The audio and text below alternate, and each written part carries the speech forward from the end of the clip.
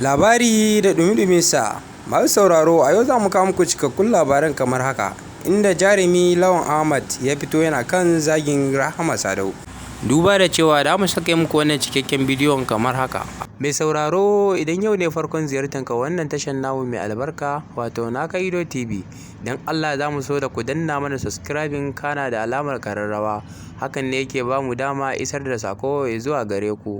Mun gode.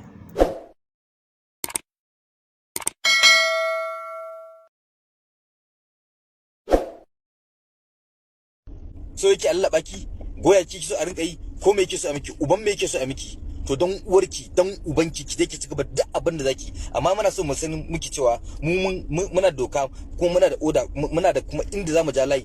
Baki sai ki kare mana wannan irin istancin ba, ki ringa jawo mana masifa da bala'i, kina jawo mana zagi a gari. Mu ba mu aikata ba kuma ki ringa jawo mana masifa. Ki shiga taitayen ki, na rantse da girman Allah, ki shiga hankalin ki Rahama Sadau.